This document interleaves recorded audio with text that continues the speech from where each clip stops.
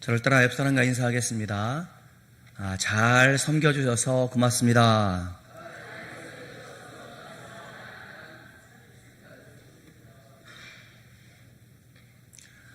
불편한 마음이 좀 있죠? 잘 섬기지 못하는 분들은 그렇지 않겠나 싶습니다. 오늘 섬김에 대해서 얘기할 텐데, 설교를 다 듣고 난 다음엔 더욱더 우리가 기쁜 마음으로 잘 섬길 수 있지 않겠나 생각을 해보겠습니다.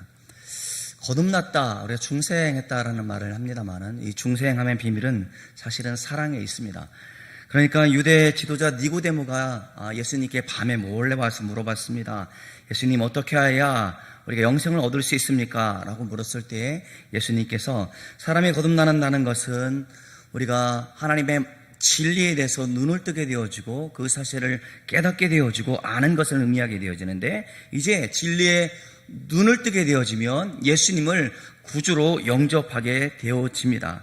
예수님이 아니면 사람에게는 어떠한 구원의 길이 없다는 사실을 알게 되어지고, 또 예수님은 모든 인생의 소망이라는 사실을 알게 됩니다. 그래서 예수님은 니고데모에게 하나님의 사랑이 어떻게 우리에게 나타나고 있는지 말씀해 준 것이 요한복음 3장 16절입니다. 자막을 안 띄우겠습니다. 우리 같이 암송하면서 시작하겠습니다. 시작. 하나님이 세상을 이처럼 사랑하사 독생자를 주셨으니 이는 그를 믿는 자마다 멸망하지 않고 영생을 얻게 하려 하심이라. 아멘. 하나님의 사랑이 어떻게 나타났다고요? 독생자를 이 땅에 보내주시는 것으로 나타났다라는 겁니다. 그럴 수 있지. 이게 아니에요, 여러분. 우리가 이 땅 가운데 살아가는 것, 특별히 육체를 입고 이 땅에 살아가는 것은 한계를 가지고 있어요. 여러분, 저희 집 송아지는 어릴 때 보니까 난지 1시간 만에 걸어 다니고 뛰어 다닙니다. 근데 사람은 어떻습니까? 1년 다 돼도 그때 돼서 걸어 다니지 않겠습니까? 사람이 굉장히 느려요. 여러분, 사람이 아무리 달리기를 잘 뛴다 할지라도 표온보다 빨라요. 70km 시속. 우리 못 따라갑니다. 우리 어쩌면 이 세상에 있는 자연 만물 가운데 사람이 가장 미개하게 이렇게 더디게 신체 활동을 한 것은 아닌가 생각해 봅니다. 그렇듯이 육체의 한계를 가지고 하나님이 이 땅에 오셨다, 하나님의 아들이 이 땅에 오셨다라는 것은 놀라운 일입니다. 그것을 성경은 뭐라고 말씀해 주고 있냐면, 하나님께서 우리에게 사랑을 보내주신 사건으로 말씀해 주고 있습니다. 그런데 여러분, 이 땅 가운데 보내주시는 것도 감당하기 힘든 일인데, 그 예수님께서 우리의 모든 죄와 허물을 다 담당해 주시기 위하여 십자가에 친히 못 박혀 죽으셨다라는 겁니다. 육체로 오신 것도 감사하거니와 우리의 모든 죄와 허물을 다 담당하기 위해서 십자가에 죽으신 것이 하나님의 사랑이다라고 말씀해 주고 있습니다. 그러니까 하나님께서는 우리를 사랑하시는데 예수 그리스도를 십자가에 죽으시기까지 우리를 사랑하신다는 확증을 보여주었다라는 말입니다. 그러기에 사랑은 무엇입니까? 그것은 거듭남의 비밀이고, 사랑은 또한 무엇입니까? 그것은 하나님께서 우리를 사랑하시는 증거로, 예수 그리스도를 통하여 우리를 사랑하시는 증거로 우리에게 섬겨주시는 모습이었습니다. 그러니까 하나님의 사랑이 아들을 아끼지 않고 죄인들을 위해서 내어주신 섬김의 사건입니다. 그 절정을 달리고 있었을 때 이제는 더 이상 죄의 종노릇하며 사는 사람들이 아니라 하나님의 자녀의 권세를 누리면서 이 땅 가운데 머물러 있지만 하나님 나라의 영광의 그 나라를 소망하며 살게 되어졌다라는 말입니다. 그래서 우리는 말하기를 나는 구원받았어 라고 말할 수 있습니다. 다시 말하면 사랑은 섬김입니다. 섬김은 어디에서부터 오느냐? 그것은 하나님의 사랑으로부터 우리에게 온 에너지라는 말입니다. 그러니까 사랑 없는 섬김은 외식일 수 있고, 섬김 없는 사랑은 거짓일 수 있습니다. 그러니까 예수님께서는 끊임없이 이 땅 가운데 사시는 날 동안 하나님의 사랑을 많은 사람들 가운데 알려주실 뿐만 아니라 친히 사랑을 베풀어 주셨습니다. 다시 말하면 섬김의 본을 보여주시면서 이 땅 가운데 사셨다라는 말입니다. 그러기에 말씀이 선포되는 곳곳마다 하나님의 사랑으로 맡겨진 영혼들을 사랑하고 섬김의 본을 보여주었고 그것을 강조하셨습니다. 어떤 율법사가 예수님께 율법 중에서 어느 계명이 가장 큽니까? 라고 물었습니다. 그 말씀이, 그에 대한 대답이 마태복음 22장 37절로 40절 말씀입니다. 같이 읽어보도록 하겠습니다. 시작.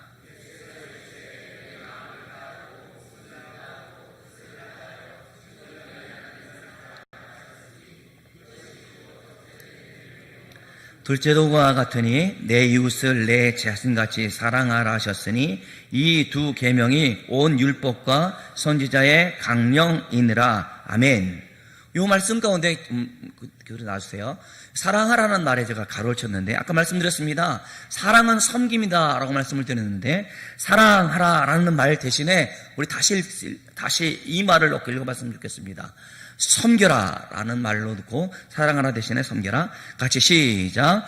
예수께서 이르시되 내 마음을 다하고 목숨을 다하고 뜻을 다하여 주 너의 하나님을 섬겨라 하셨으니 이것이 크고 첫째 되는 계명이요 둘째도 그와 같으니 내 이웃을 내 자신같이 섬겨라 하셨으니 이 두 계명이 온 율법과 선지자의 강령이니라. 아멘.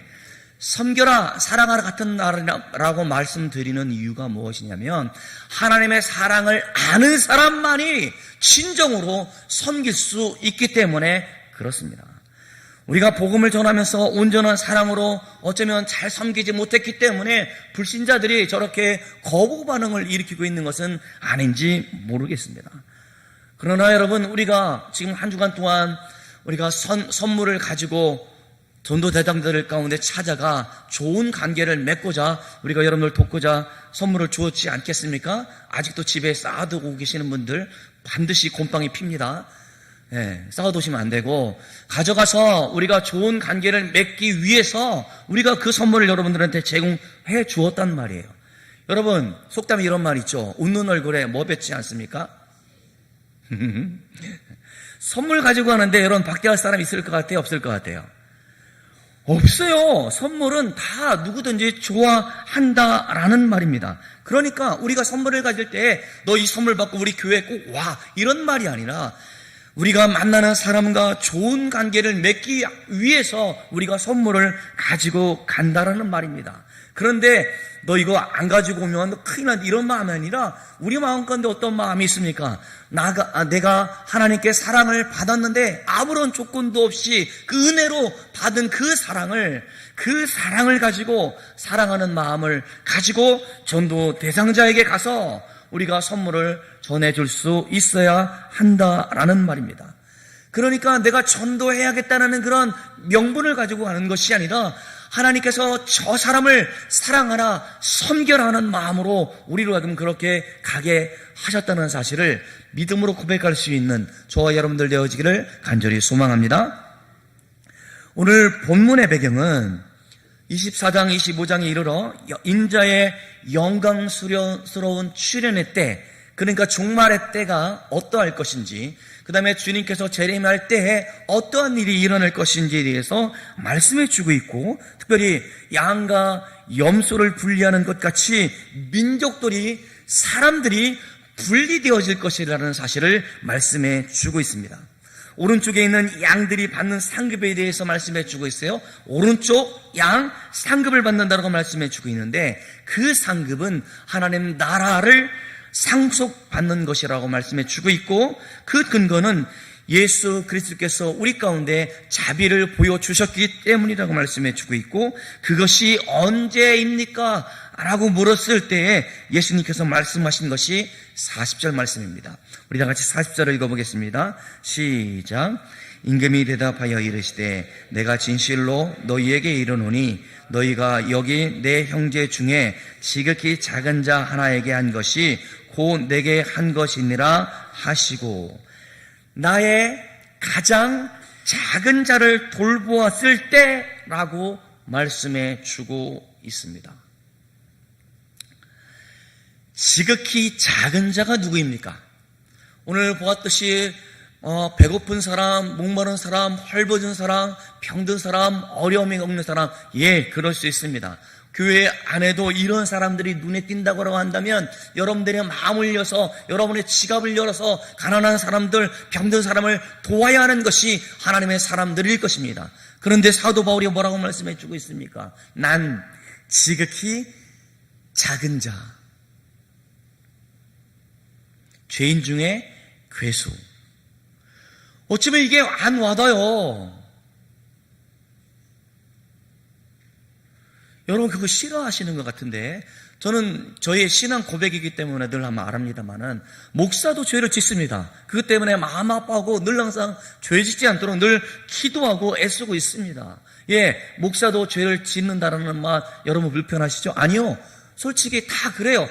우리는 다 죄와 짝하고 사는 사람들이고, 그렇지 않기 위해서 날마다 주의 성령님의 도우심을 받고 살아가는 사람들이란 말입니다. 제가 이렇게 말해도 불편한데 사도 바울이 뭐라고 말씀해 주고 있습니까? 나는 지극히 작은 자, 죄인 중에 괴수라고 고백하고 있다라는 말입니다. 저는 이 말이 자기는 그렇지 않은데 그렇게 겸손의 모습을 띈 것이 아니라 자기를 돌아보니 구원을 얻을 만한 것이 한 개도 없었고 하나님의 은혜로 말미암지 않고는 내가 하나님께 나아갈 수 없다라는 신앙 고백 위에 그가 그렇게 고백할 수 있었다라고 저는 믿습니다. 그러게 우리가 나는 죄인입니다. 주여 나의 죄를 용서해 주십시오. 저는 매번 기도하시는 분들이 매번 기도할 때마다 일주일 동안 지었던 죄 용서해 달라는 거, 어떨 땐 보면은 성질나요. 뭘 매일같이 죄를 짓고 살아가는 거야? 이렇게 말할 수 있습니다만은 아니요. 솔직한 우리들의 모습이에요. 그러기에 용서해달라고 기도하는 것이 더 솔직한 모습일 수 있습니다. 그렇지 않고 위선적으로 죄는 가득하면서 우리 안에 가득 죄 가운데 있으면서 그렇지 않은 척 하는 것보다는 낫지 않겠나 싶기도 하고, 우리가 감춘다고 해도 감춰지는 것이 아니라 하나님께서 우리의 마음의 생각까지도 다 아시는 하나님이시기 때문에 우리가 죄를 용서해달라고 구할 때마다 하나님께서는 모든 회개 가운데 용서하신다. 저는 그렇게 믿습니다. 그러기에 여러분 오늘 말씀 가운데 보면은 지극히 작은 자에게 한 것이 내게 한 것이라고 말할 수 있을 때는 물론 그렇습니다. 오늘 말씀해 주고 있는 것처럼 우리가 헐벗었을 때, 또 병들었을 때, 옥에 갇혔을 때, 목마랐을 때, 배고플 때 하고 그런 상황 가운데 있었던 사람들이 지극히 작은 자일 수 있을 겁니다.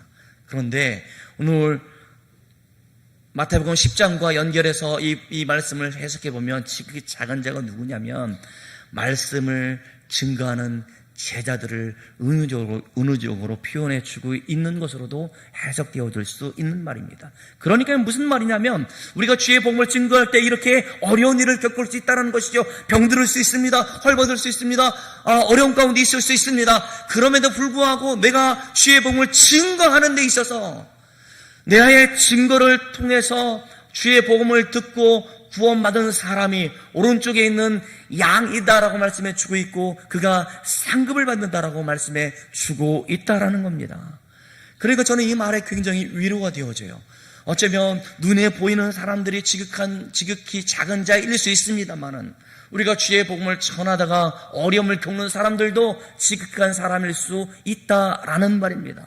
그렇게 어쩌면 우리로 하여금 내가 주의 복음을 증거하다가 지극히 작은 자가 되는 경험이 있어야 되지 않겠나, 저는 그렇게 생각해 보아요. 여러분, 전도하지 않아도 누가 뭐라고 할 사람 한 사람도 없습니다.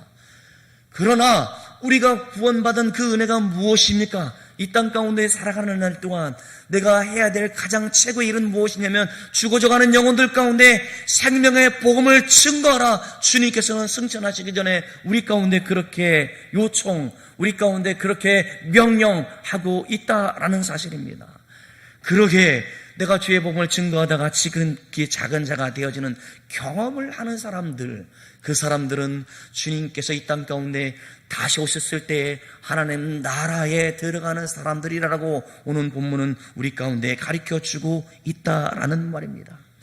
그저 그렇습니다. 오늘 이 말을 또 의외를 하면 가난한 사람들을 돌보고 연약한 사람들을 돌아보는 것이 우리가 그러한 선행 때문에 구원을 얻는다라고 생각하는, 오해할 수 있는 소지가 있는데 그렇지 않습니다. 우리가 하나님의 은혜로 구원받은 사람들은 마땅히 우리의 행함 가운데 연약한 사람들을 돌아보아야 할 것이에요. 최근에 성도 여러분들 가운데 어떤 분이 감동이 있어서 우리가 병중에 있는 성도를 돕는 그 모습을 들었을 때 얼마나 기쁘고 감사한지 모르겠습니다. 과연 하나님의 나라의 공동체라는 사실을 깨닫게 되어집니다. 예, 그것도 잘해야 합니다. 구원받은 사람이 우리의 행함 가운데 하나님의 영광을 나타내는 일들을 잘해야 할 것입니다. 그러나 지극히 작은 자는 주의 복음을 증거하다가 이렇게 어려운 일들을 만났을 때에 우리가 그런 경험들 가운데 그런 어려움에도 불구하고 주의 복음을 증거했던 그 사람들이 지극한 사람들이기에 오른쪽에 있는 양들이 받는 상급을 받을 것이다 라고 은유적으로 말씀해 주고 있는 내용입니다. 왼쪽에 있는 염소들이 받을 것은 무엇입니까? 심판이라고 말씀해 주고 있습니다. 심판이 무엇입니까? 그것은 영원한 불입니다. 그 근거는 무엇입니까? 예수 그리스도께 자비를 보이지 않았기 때문에, 거절했기 때문에 그렇습니다. 그때가 언제였습니까? 라고 질문할 때에 예수님께서 45절에 이렇게 말씀해 주고 있습니다. 45절 같이 읽겠습니다. 시작.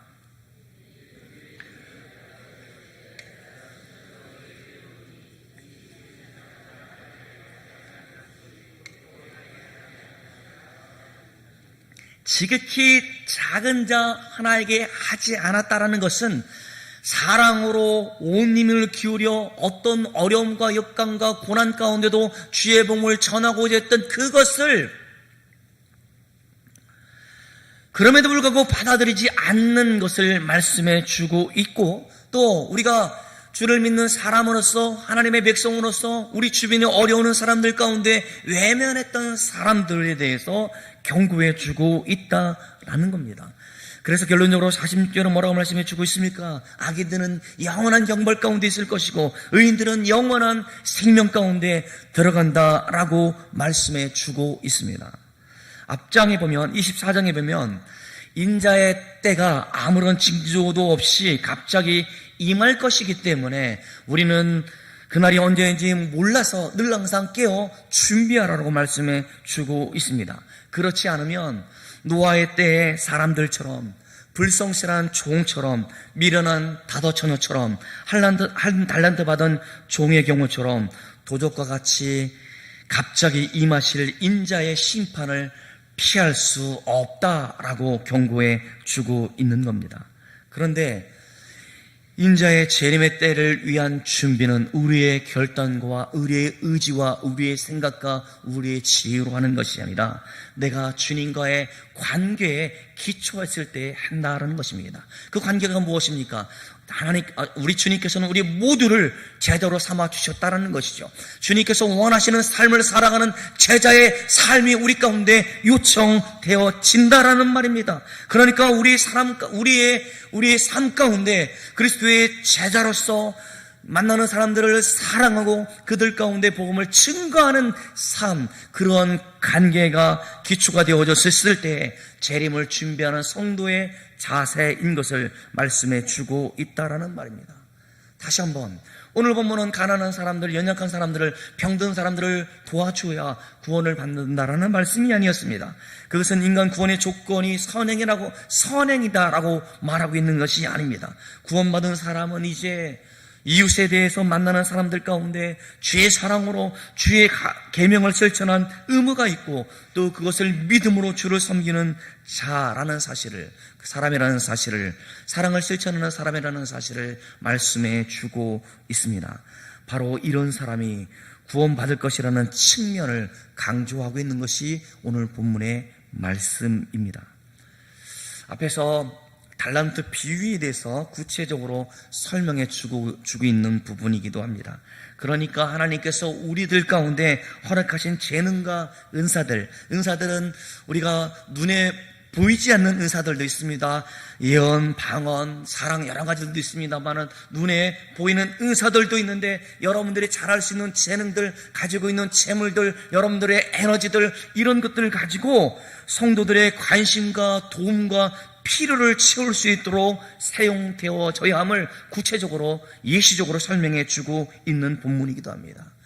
그러니까 진정으로 예수님의 재림을 기다리는 성도들은 이웃 사람들에 대한 사랑을 실천하는 사람들이라고 말씀해 주고 있고, 우리가 복음을 전파하는 일과 또 연결해 본다라고 한다면 복음을 증거하는 것이 섬김이라고 말씀드릴 수 있겠다 싶습니다. 여러분, 세상에는 두 종류의 사람이 있습니다. 어떤 사람과 어떤 사람이 있을까요? 잘생긴 사람, 그죠? 안 그런 사람, 그렇게 나눌 수도 있겠죠? 네. 세상에는 두 종류의 사람이 있는데, 예수 믿어서 영원한 생명을 얻은 사람과 예수 믿지 않아서 영원한 형벌 가운데 빠질 사람이 있다라고 우리가 나눌 수 있겠다 싶습니다.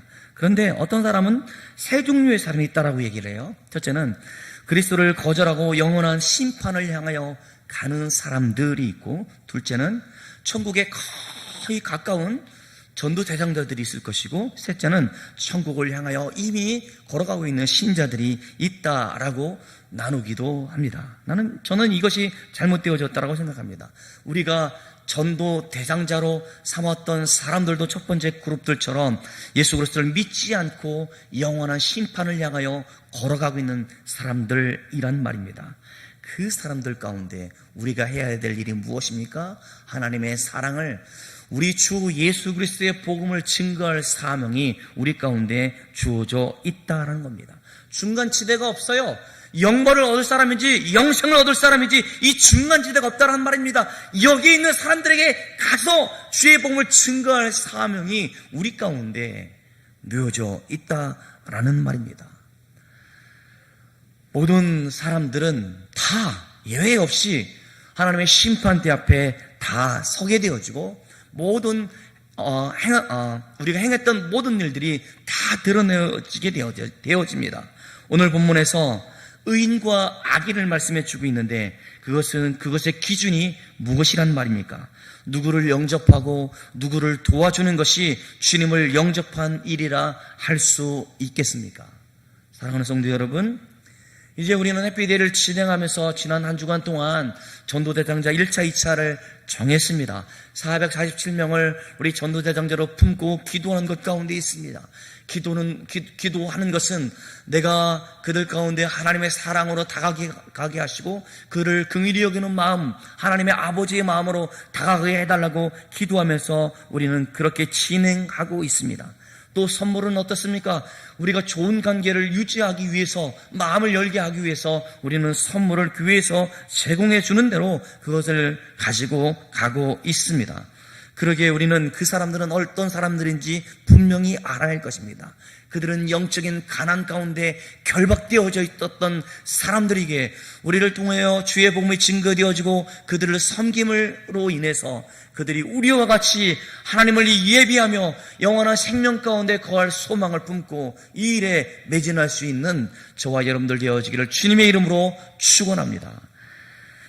우리가 가난한 사람들 가운데 증거하는 것은 작은 선물이 아닙니다. 우리가 그들 가운데 가지고 가야 될 것은 바로 하나님의 아들 예수 그리스도의 복음을 가지고 가는 것입니다.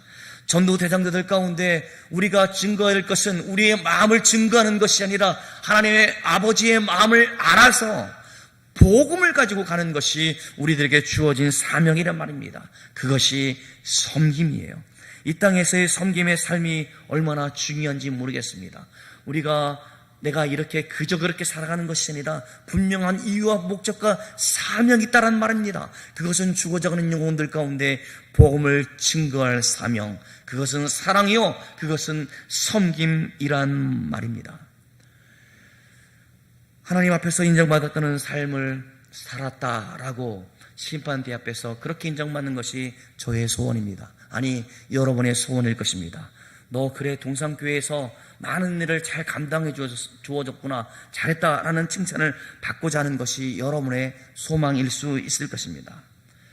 모세는 어떤 사람이었습니까? 하나님의 종으로 인정받은 선지자였습니다. 모세의 이름에 빛나는 업적은 노예 생활 가운데 있었던 사람들을 구출했던 것이 아니라 하나님의 말씀에 순종하여 그들 가운데 그들을 구출하여 하나님께서 약속하신 땅으로 인도하는 그 사명을 묵묵히 감당했던 아름다운 모습에 있었습니다. 그래서 하나님께서는 모세를 말씀하시기를 이 사람 모세는 온유함에 지면의 모든 사람보다 더하다라고 인정하고 있으니 모세는 위대한 지도자일 것입니다. 또한 모세는 탁월한 지도력을 발휘했는데 그것은 많은 맡겨진 백성들을 사랑하였고 섬겼다는 사실에 주목해 보았으면 좋겠습니다. 잠시 자리를 비운 사이에 그들이 엄청난 반역의 짓을 하고 있는데 이것이 하나님이다. 신상을 금송아지를 만들어 놓고 이것이 하나님이다. 우리가 그를 섬기자라고 하는 하나님께서 가장 싫어하는 우상 숭배의 죄 가운데 있었을 때 하나님께서 그들을 다 멸하고자 하셨을 때 모세가 어떻게 합니까?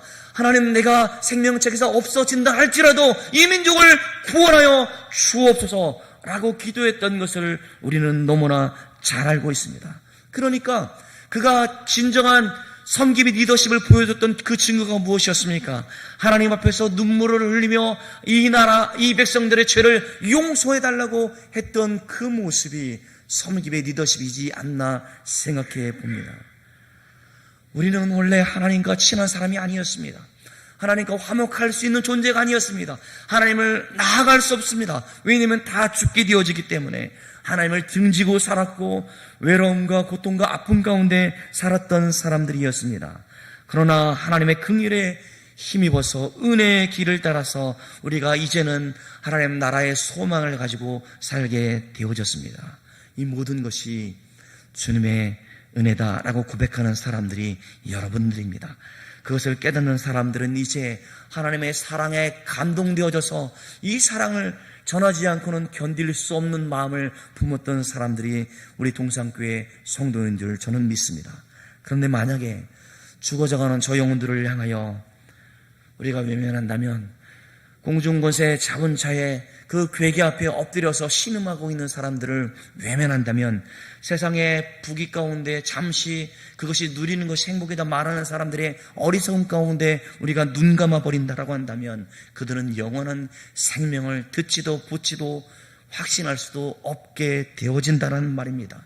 여러분이 만약 사랑과 섬김의 본이신 예수님의 십자가를 따라갈 수 있다고 한다면 지금 그것을 위하여 모욕을 받는다 할지라도 하나님의 사랑을 가지고 주의 복음을 가지고 가는 것이 우리가 지금 해야 될 일이라고 오늘 본문을 통해서 우리 가운데 축구해 주고 있습니다.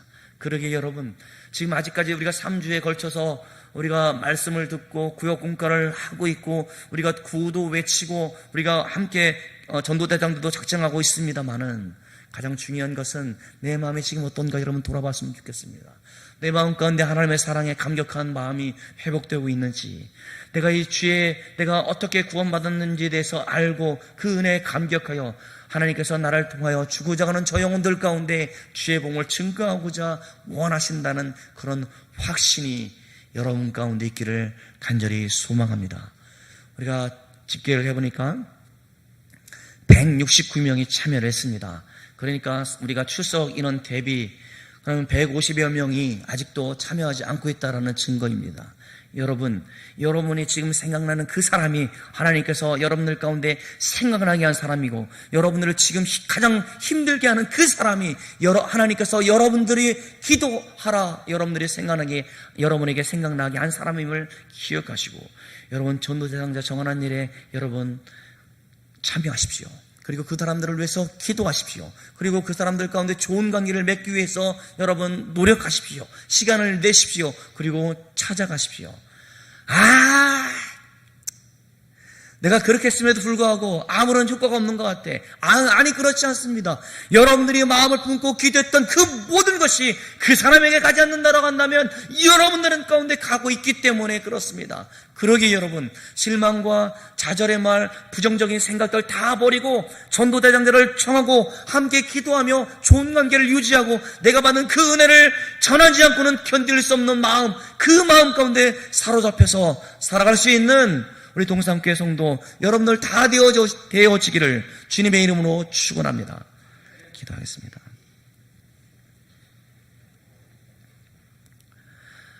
하나님 아버지, 우리로 하여금 구원받은 그 은혜에 감사하여 하나님께 감사와 찬송과 영광과 존귀를 드리게 하심을 진실로 감사합니다. 주여, 하나님의 은혜로 말미암아 구원받았사오니 우리가 많은 사람들을 하나님 아버지의 마음을 품고 하나님 전도대장들을 정하였습니다. 위하여 기도하고 있습니다. 하나님 찾아가 그들을 사랑으로 섬기고 있습니다. 하나님, 이 복된 사역 가운데 동참한 모든 성도, 하는 그 가정과 하나님 사업과 일터 가운데, 그의 온 가정 가운데, 자녀들 가운데 하나님께서 예비하신 신령한 복으로 날마다 함께하여 주옵소서. 하나님, 이래 하나님 아직 동참하지 못한 성도들이 있는데 그 마음을 감동하여 주셔서 하나님, 내가 위하여 기도하지 않으면 저 영혼들이 영원한 형벌에 처한다는 사실을 깨달아라. 나를 통하여 하나님께서 그들을 부르신다는 사실을 다시 한번 확인하면서 전도대장들을 정하고 함께 기도하며 섬기는 일들 가운데 동참할 수 있도록 주여 저들의 마음을 움직여 주옵소서.